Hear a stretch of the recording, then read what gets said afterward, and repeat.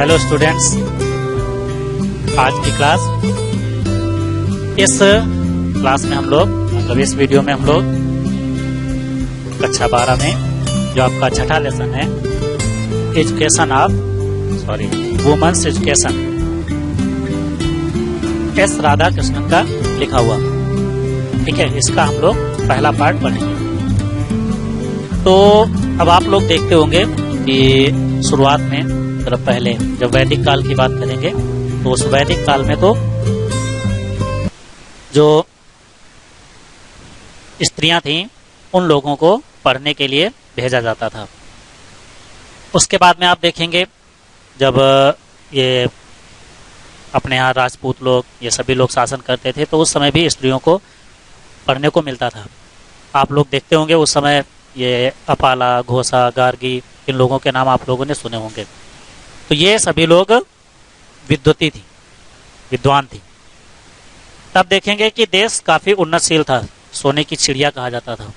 उसके बाद में आप देखेंगे कि जब ये मुस्लिम साम्राज्य शुरू हुआ तो पर्दा प्रथा बढ़ी। पर्दा प्रथा बढ़ने के साथ साथ स्त्रियों को घर से बाहर निकलना मुश्किल हो गया। बाल विवाह भी चालू हुआ। तो लड़कियां छोटी होती थी तभी से उनको विवाह के बंधन में बांध दिया जाता था और घर में पर्दे में रखा जाता था। मतलब उनकी शिक्षा की ओर कोई ध्यान नहीं दिया गया। फलता हुआ क्या, हमारा देश गुलाम हुआ। तो ये माना जाता है कि स्त्रियों को अगर शिक्षा ना दी जाती है तो आधी जनता, हमारे देश की जो आधी जनता है वो निष्क्रिय हो जाती है। और जब वो निष्क्रिय हो जाएगी तो सीधी सी बात है देश अग्रसर नहीं होगा, पीछे की ओर खिंचता चला जाएगा। इसी वजह से जो हमारे एस राधा कृष्णन, जिनको हम लोग ये गुरुजी मतलब अध्यापक दिवस इन्हीं के उस पर मनाया जाता है, टीचर्स डे, इन्हीं के जन्मदिन पर। तो ये सर्वपल्ली राधाकृष्णन जी ने वुमेन्स एजुकेशन मतलब स्त्री शिक्षा की ओर बढ़ावा दिया और उसको बताया कि किस तरीके से अगर हम स्त्रियों को शिक्षित करते हैं तो देश आगे की ओर बढ़ेगा। ठीक है, तो चलिए बिना देर किए हम लोग इसको पढ़ते हैं।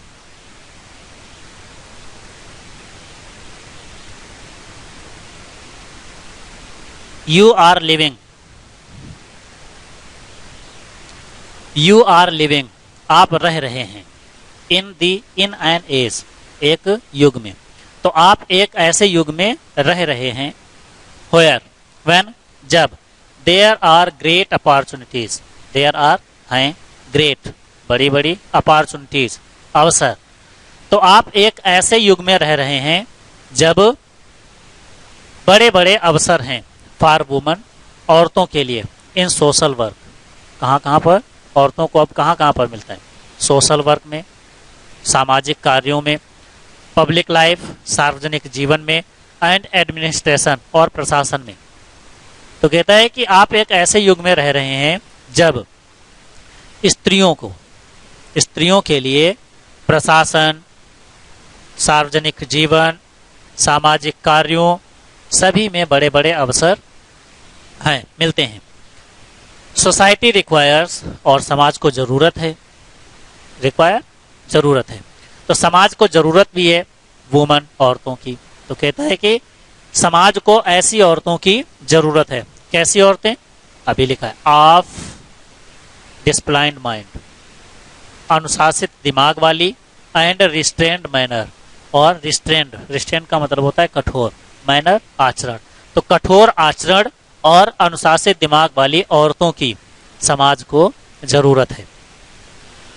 वाट ever line you work, whatever line of work, whatever जो कोई भी, जो कुछ भी, लाइन का मतलब ग्रुप, समूह। तो किसी भी वर्ग में, ऑफ वर्क कार्य के, तो कार्य के किसी भी वर्ग को यू अंडरटेक, आप ले लीजिए। तो कहता है कि आप कार्य के किसी भी वर्ग को ले लीजिए, कोई भी वर्ग हो। अब इसमें कोई भी वर्ग का मतलब रहा, चाहे टीचर हो वर्ग हो, चाहे आपका सोशल वर्क हो, चाहे पब्लिक लाइफ हो, चाहे प्रशासन हो, इन सभी में से किसी भी प्रकार के कार्य को आप ले लीजिए। You should bring to it an honest disciplined mind. You should, तुमको चाहिए, ब्रिंग, लाना, टू इट, इसमें, तो तुमको इसमें लाना चाहिए, मतलब तुमको इसमें लगाना चाहिए। क्या लगाना चाहिए? एन ऑनेस्ट, एक ईमानदार, डिसिप्लिन्ड, अनुशासित माइंड, दिमाग। तो तुमको इसमें ईमानदार अनुशासित दिमाग लगाना चाहिए। अगर अनुशासित दिमाग नहीं होगा तो बिना अनुशासन के काम करेगा तो वो अच्छा नहीं होगा। दूसरा चीज, अगर ईमानदार नहीं होगा तो वो तो सब खा जाएगा। ठीक है, जैसे प्रशासन में अगर कोई बेईमान व्यक्ति फंस जाता है तो क्या होता है, वो पूरा घूस ले लेकर पूरा बर्बाद कर देता है। तो वही चीज यहाँ पर भी लागू होती है। कहता है कि आप काम की चाहे जो भी लाइन को ले लें, इसमें आपको अनुशासित और ईमानदार दिमाग लगाना चाहिए। यू विल, और तब क्या होगा? यू विल देन सक्सीड, तब आप सफल होंगे। एंड हैव, और रख पाएंगे, the Joy of your work, अपने कार्य का मजा भी। तो कहता है कि तब आप सफल भी होंगे और अपने कार्य का आनंद भी ले पाएंगे। आगे, एक्चुअली, वास्तव में, इन आवर कंट्री, हमारे देश में। तो वास्तव में हमारे देश में अब होता क्या है, यहाँ पर तो हम लोगों ने पढ़ लिया कि अगर हमारा दिमाग अनुशासित है, अगर हम ईमानदारी पूर्वक काम करते हैं तो फिर हम सफल भी होंगे और सफल होने के साथ साथ हम अपने कार्य का मजा भी ले पाएंगे। लेकिन एक्चुअली, वास्तव में, इन आवर कंट्री, हमारे देश में, तो वास्तव में हमारे देश में एजुकेशन, जो शिक्षा है, अभी शिक्षा किसके लिए बोला जाता है? So far as girls education is concern, so far as, जहां तक गर्ल्स एजुकेशन, स्त्री शिक्षा, बालिकाओं की शिक्षा, इज कंसर्न, कंसर्न मानी जाती है, ध्यान दिया जाता है। तो जहां तक स्त्री शिक्षा को ध्यान में रखा जाता है वो शिक्षा। तो हमारे देश में शिक्षा, कौन सी शिक्षा? वास्तविकता में जो स्त्रियों की शिक्षा है उसको, इज नॉट वाइड स्प्रेड, फैली हुई नहीं है, विस्तृत नहीं है। इनफ, पर्याप्त, तो पर्याप्त विस्तृत नहीं है। तो हमारे देश में जहां तक हम लड़कियों की शिक्षा की बात करते हैं तो वो शिक्षा, education, is not wide spread, विस्तृत रूप से फैली हुई नहीं है, काफी फैली नहीं है। सो इसलिए एवरी इंस्टीट्यूशन, प्रत्येक संस्थान, इसलिए प्रत्येक संस्थान, विच, जो, कंट्रीब्यूट्स, सहयोग देता है, योगदान देता है, to the education, to the education of girls, स्त्रियों की शिक्षा को, लड़कियों की शिक्षा को। तो कहता है इसलिए प्रत्येक संस्थान जो लड़कियों को शिक्षा कंट्रीब्यूट करता है, प्रदान करता है, देता है, इज, है, वर्दी ऑफ रिकॉग्निशन, पहचान देने के योग्य, पहचान देनी चाहिए उसको, रिकॉग्निशन मिलना चाहिए, पहचान मिलनी चाहिए, एंड इनकरेजमेंट, और प्रोत्साहन भी मिलना चाहिए। तो कहता है कि इसलिए हमारे देश में जो स्त्रियों को शिक्षा दे रहे हैं, जो बालिकाओं को शिक्षा दे रहे हैं, ऐसे संस्थानों को रिकॉग्निशन मिलनी चाहिए, मतलब पहचान भी मिलनी चाहिए, और उसके साथ साथ उनको प्रोत्साहन भी मिलना चाहिए ताकि वो स्त्रियों को अच्छी शिक्षा दे सकें।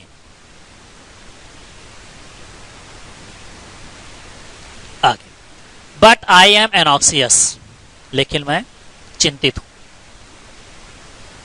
क्यों चिंतित है? दैट की the kind of education, the kind of education, शिक्षा का वह प्रकार। तो कहता है लेकिन मैं चिंतित हूं कि शिक्षा का प्रकार, that is imported, that is imported, imported जो दिया जाता है, इम्पोर्ट किया जाता है, दिया जाता है, मस्ट नॉट ओनली बी, नहीं होना चाहिए केवल, ब्रॉड, विस्तृत।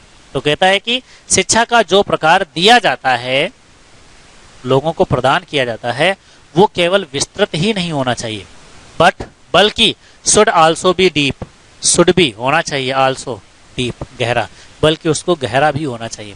जैसे रहता है, अभी आप लोग देखते हैं अंग्रेजी में हम लोगों ने बहुत कुछ पढ़ लिया, ये ट्रांसलेशन, ये ग्रामर, ये एक्टिव पैसिव, सब कुछ, लेकिन जब बनाने को आता है तो साधारण सा बन जाता है, लेकिन थोड़ा डीप हो जाता है तो उसको हम नहीं बना पाते। तो वही बोलता है, कहता है कि केवल सभी चीजें नहीं पढ़ानी है, जिस चीज को पढ़ना है वो थोड़ा गहराई से पढ़ना है, वही चीज बोल रहा है। कहता है कि we are lacking, we are lacking, हम कमी कर रहे हैं, हम कम हैं, इन डेप्थ, गहराई में, मतलब हमको जो शिक्षा दी जाती है उस शिक्षा की गहराई में कमी है। We may become learn, we may become learn, हम शिक्षित बन सकते हैं, हम शिक्षित तो हो सकते हैं, एंड स्किल्ड और निपुण हो सकते हैं।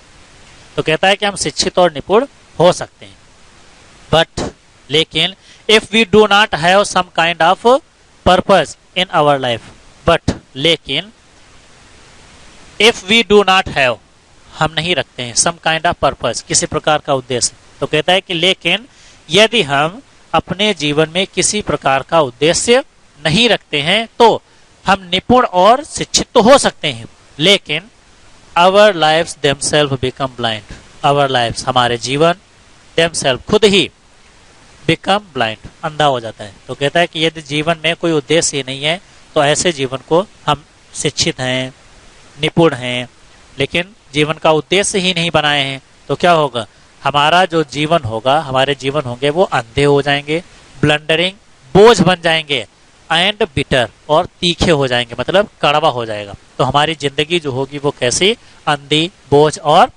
कड़वी जैसी प्रतीत होगी।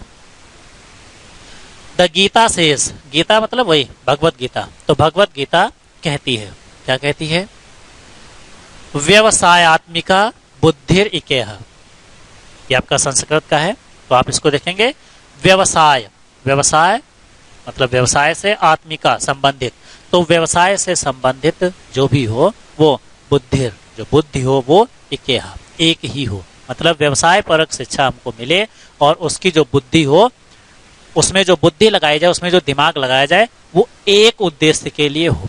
ठीक है, तो भगवत गीता कहती है कि व्यवसाय, व्यवसाय से संबंधित बुद्धि मतलब जो भी आपको जीवन में जीने के लिए बनना है उसमें एक बुद्धि से काम लगाना है, मतलब एक ही चीज पर केंद्रित होकर हमको कार्य करना है।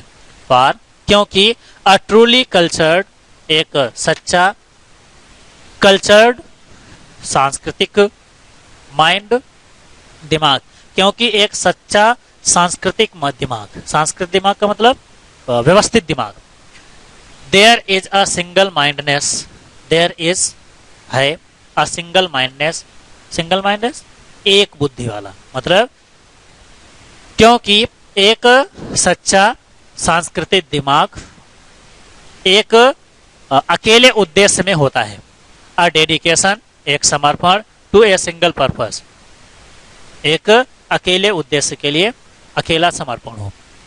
पर क्योंकि द अनकल्चर्ड माइंड, जो असभ्य दिमाग होता है, क्योंकि एक असभ्य दिमाग, the whole life is scattered, जीवन, पूरा जीवन, इज स्कैटर्ड, बिखर जाता है, इन मेनी डायरेक्शंस, कई दिशाओं में। तो कहता है अगर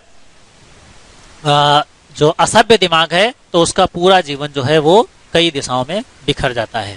अब उसका मतलब क्या होता है, ये फिर एक संस्कृत का लिखा गया है, बहुशाखा मतलब जिसमें बहुत सी शाखाएं होती हैं, अगर जीवन की कई सारी शाखाएं आपने बना दी, बहुशाखा, कई शाखाएं, कोई उद्देश्य नहीं है, ऐसे चल रहे हैं तो हयानास्त का, हयानास्त का, हया मतलब कल, अस्त का, अस्त हो जाता है, नष्ट हो जाता है। तो कहता है कि बहुशाखा जो है वो आगे चलकर थोड़े दिनों के बाद में सब नष्ट हो जाता है। तो इसीलिए बोलता है कि एक उद्देश्य और उसी उद्देश्य पर अपनी बुद्धि को पूरी तरीके से लगाना है तो आप सफल होंगे, और अगर आपका असभ्य दिमाग है तो जीवन पूरा बहुशाखाओं में बिखर जाएगा, और उसका मतलब ये होगा कि आपका जो दिमाग होगा वो, मतलब आपका जो जीवन होगा वो हयानास्त का, अंत में नष्ट हो जाएगा। देयरफॉर, इसलिए, इट इज एसेंशियल, ये आवश्यक है, तो इसलिए ये आवश्यक हो जाता है, दैट की द एजुकेशन, की जो शिक्षा है, विच यू एक्वायर, जो आप ग्रहण करते हैं, इन दीज इंस्टीट्यूशंस, इन शिक्षण संस्थानों में। तो इसलिए ये आवश्यक है कि जो शिक्षा आप इन शिक्षण संस्थानों में ग्रहण करते हैं, प्राप्त करते हैं, एक्वायर करते हैं, शुड गिव यू, आपको देना चाहिए, मतलब ये शिक्षा आपको दे। कौन कौन सी चीजें, नॉट मेयरली, न केवल लर्निंग एंड स्किल, सीख और निपुणता। तो जो शिक्षा आप इन संस्थानों में ग्रहण करते हैं ये केवल आपको सीख और निपुणता ही ना दे, बल्कि इंडो, व्यवस्थित कर दे, यू, तुमको, with a definite purpose in life, जीवन के में एक डेफिनेट, निश्चित उद्देश्य के प्रति, बल्कि तुमको जीवन में जीवन के एक निश्चित उद्देश्य के प्रति इंडो कर दे, व्यवस्थित कर दे। ऐसी हमको शिक्षा यहाँ पर मिलनी चाहिए, लेनी चाहिए। अब बोलता है कि ये तो सब कुछ ठीक हुआ कि हमने सीख भी ले ली, निपुणता भी ले ली और जीवन का एक उद्देश्य भी ले लिया, तो जीवन का उद्देश्य हम बनाएं कैसे, ये भी मालूम होना चाहिए कि जीवन का उद्देश्य कैसा होना चाहिए। जैसे आप लोग देखते होंगे कि पुराने जमाने में, मतलब वैदिक काल में, आप लोग देखते थे कि उन लोगों को जो राजा लोगों के बच्चे जाया करते थे पढ़ने, उनको राजकाज से संबंधित सब चीजें बताई जाती थी, धर्म से संबंधित चीजें बताई जाती थी। जो ऋषि मुनियों के बच्चे जाते थे तो उनको ऋषि मुनि के तरीके से पढ़ाया जाता था, उनको अध्यात्म पढ़ाया जाता था। तो अब आजकल के युग में क्या है, हम लोग ऐसे युग में है जो भौतिकवादी है। अब भौतिकवादी का मतलब ये हुआ कि पैसा कमाना। अभी आप देखते होंगे कि जिसके घर में 4 लोग हैं, अगर सभी चारों लोग अच्छी तरीके से प्रेम पूर्वक रह रहे हैं लेकिन गरीब हैं, तो लोग उनको सफल नहीं कहते। सफल किनको कहते हैं? जिनके पास में ढेर सारा पैसा होता है और जिनसे कोई बोलने वाला भी नहीं होता है, स्नेह करना तो दूर की बात है। तो ऐसे लोगों को हम लोग कह देते हैं कि वो लोग सफल हैं। तो इन सारी चीजों को आप देखेंगे। तो उद्देश्य कैसा होना चाहिए? उद्देश्य का मतलब जीवन में ऐसा उद्देश्य हो जो समाज की जरूरत हो। जैसे पैसा की जरूरत है, पैसा अगर समाज की जरूरत है तो पैसे कमाने वाला उद्देश्य हो। अगर आध्यात्म की बात करते हैं तो आध्यात्म वाला ज्ञान होना चाहिए। चलिए पढ़ते हैं, फिर आपको मिलेगा। What that purpose is, what क्या, दैट पर्पज इज वो उद्देश्य है। वो उद्देश्य क्या है? You have to define for yourself, you have to define, have to define आपको पड़ता है, फॉर योर सेल्फ स्वयं ही। तो कहता है कि वो उद्देश्य क्या है, क्या हो, आपको खुद ही निर्धारित करना पड़ता है। इट इज सेड, यह कहा जाता है, दैट की, यह कहा जाता है कि, क्या कहा जाता है? फिर एक आपका संस्कृत का है, विद्या गिव्स यू विवेक, विद्या आपको विवेक देती है। विद्या जो है, पढ़ाई जो है, वो आपको ज्ञान देती है, विवेक देती है। अब विवेक भी कैसा? विमर्श रूपिणी विद्या gives you a sense of what is right and helps you to avoid what is wrong. अब उसमें कहता है कि विद्या जो है आपको विवेक देती है। अब विवेक क्या होगा? मतलब ज्ञान आपको देती है। अब इस ज्ञान से क्या होगा कि क्या अच्छा है, क्या बुरा है, क्या भला है, ये सारी चीजें आप उससे जान सकेंगे। आगे बोलता है, लेकिन उसमें भी एक विद्या है, विमर्श रूपिणी विद्या। विमर्श का मतलब विचार विमर्श। तो विमर्श रूपिणी विद्या, जो विचार विमर्श करने वाली रूप की जो विद्या होती है, वो गिव्स यू ए सेंस, आपको एक सेंस देती है, आपको एक समझ देती है, ऑफ व्हाट, क्या इज राइट, क्या सही है, एंड हेल्प्स यू, और आपकी मदद भी करती है। मतलब जो विमर्श रूपिणी विद्या है वो आपकी मदद भी करती है, किस चीज में? टू अवॉइड, बचने में, व्हाट इज रॉन्ग, जो कुछ गलत है। तो कहता है कि जो गलत है उससे बचने में और जो अच्छा है उसको प्राप्त करने में, प्राप्त करने की समझ देने में आपकी विमर्श रूपिणी जो विद्या है होती है वो सहायता करती है। यू मस्ट ट्राई, आपको कोशिश करनी चाहिए, आपको कोशिश करनी चाहिए। देयरफॉर, इसलिए, तो इसलिए आपको कोशिश करनी चाहिए। टू फाइंड आउट, खोजने की, तो इसलिए आपको खोजने की कोशिश करनी चाहिए। What is required of you, what is required, क्या आवश्यकता है, ऑफ यू, आपकी, इन दिस जनरेशन, इस पीढ़ी में। तो इस पीढ़ी में, इस युग में आपकी क्या आवश्यकता है, इसे आपको खोजने की कोशिश करनी चाहिए। जब आप ये खोज लेंगे कि हमको इस पीढ़ी में, इस जनरेशन में क्या चीज अधिक महत्वपूर्ण है, ऐसा अगर आप विचार विमर्श कर पाएंगे तो आप अपना उद्देश्य बना पाएंगे।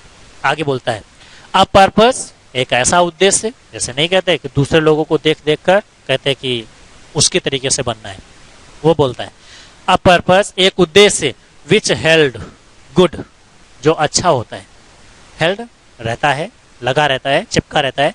तो कहता है कि एक उद्देश्य जो हेल्ड गुड, अच्छा रहता था, सेंचुरीज एगो, शताब्दियों पहले। तो कहता है कि एक ऐसा उद्देश्य जो शताब्दियों पहले अच्छा हेल्ड था, अच्छा था, मे नॉट होल्ड गुड, अच्छा नहीं हो सकता है टुडे, आज। तो कहता है कि आज वो अच्छा नहीं हो सकता है।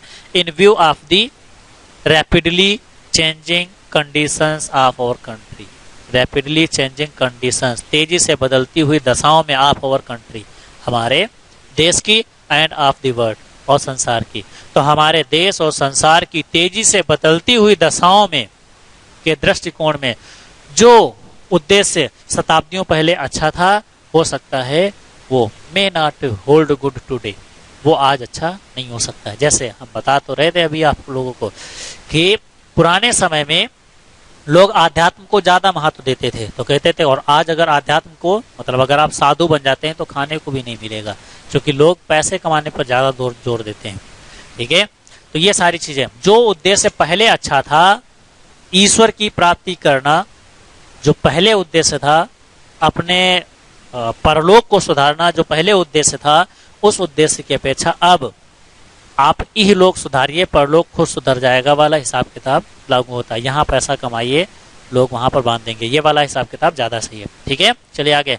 सो इसलिए द पर्पस, उद्देश्य, यहाँ पर बोल रहा था, what that purpose you have to define yourself, उद्देश्य क्या हो ये आपको खुद ही जानना पड़ता है। तो वही बोलता है, सो इसलिए द पर्पस, उद्देश्य, विच यू अडॉप्ट, जो आप ग्रहण करते हैं। तो इसलिए जो उद्देश्य आप ग्रहण करते हैं इन योर लाइफ, अपने जीवन में, तो कहता है कि इसलिए अपने जीवन में जो उद्देश्य आप ग्रहण करते हैं, must be adopted in the relevant needs of the present generation, must be adopted, ग्रहण किया जाना चाहिए, टू द रिलेवेंट नीड्स, आवश्यक जरूरतों पर, आवश्यक जरूरतों पर, आवश्यक जरूरतों के द्वारा ग्रहण किया जाना चाहिए, ऑफ द प्रेजेंट जनरेशन, वर्तमान पीढ़ी की। तो वर्तमान पीढ़ी की, वर्तमान युग की जरूरतों पर वो भी खरा उतरना चाहिए, तब आपका उद्देश्य अच्छा है, नहीं तो आपका उद्देश्य अच्छा नहीं है।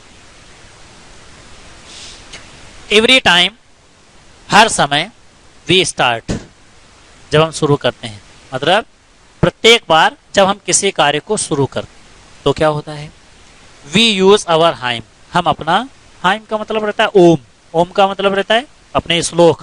तो कहता है कि हम अपने श्लोकों से शुरू करते हैं। तो कहता है कि जब कभी भी हम अपना कोई काम शुरू करते हैं तो श्लोकों से शुरू करते हैं, अपने हाइम से, अपने श्लोकों से, ओम से शुरू करते हैं, एंड इंड, और जब समाप्त करते हैं तो विद सेइंग शांति शांति शांति, और जब कभी भी समाप्त करते हैं तो उसको हम शांति शांति करके समाप्त भी कर देते हैं।